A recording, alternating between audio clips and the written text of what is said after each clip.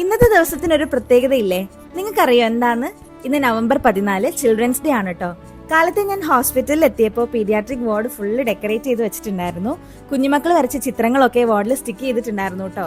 ഒരു 10-10:30 ആയപ്പോൾ programme start ചെയ്തു. പീഡിയാട്രിക് വാർഡിലുള്ളവരും ഫിസിയോ ഡിപ്പാർട്ട്മെന്റിലുള്ളവരും പിന്നെ സ്പീച്ച് ആൻഡ് ഓഡിയോളജി ഡിപ്പാർട്ട്മെന്റിലുള്ളവരും പിന്നെ ഇന്നത്തെ നമ്മുടെ ഹീറോസ് ആയ കുഞ്ഞുമക്കളും അവരുടെ പാരന്റ്സും ഒക്കെ ഉണ്ടായിരുന്നു.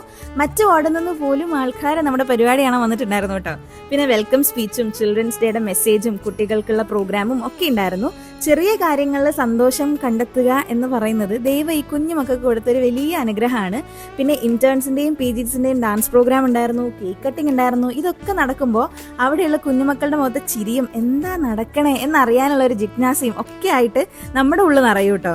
അവരവരുടെ ലോകത്ത് എത്ര ഹാപ്പിയാണ്, കണ്ടിട്ട് ശരിക്കും കൊതിയായി വലുതാവണ്ടായിരുന്നു. നമ്മുടെ ഡിപ്പാർട്ട്മെന്റിലും പ്രോഗ്രാംസ് കണ്ടക്ട് ചെയ്തിട്ടുണ്ടായിരുന്നു കേട്ടോ. ആൻഡ് എൻ്റെ ഏറ്റവും പ്രിയപ്പെട്ട വാർഡിലെ എൻ്റെ ഏറ്റവും പ്രിയപ്പെട്ട teachers and they know how to be strong, how to be soft and they know how to care. Books എന്ന് മാത്രമല്ല നമുക്ക് നോളജ് കിട്ടുന്നത്. ചില മനുഷ്യർ അവരുടെ പ്രവൃത്തി കൊണ്ട്, പെരുമാറ്റം കൊണ്ട്, അവരുടെ സംസാരം കൊണ്ടൊക്കെ നമ്മളെ ഇൻഫ്ലുവൻസ് ചെയ്യും. ഒരുപാട് ക്വാളിറ്റീസ് നമുക്ക് പറയാതെ അവർ പറഞ്ഞു തരും.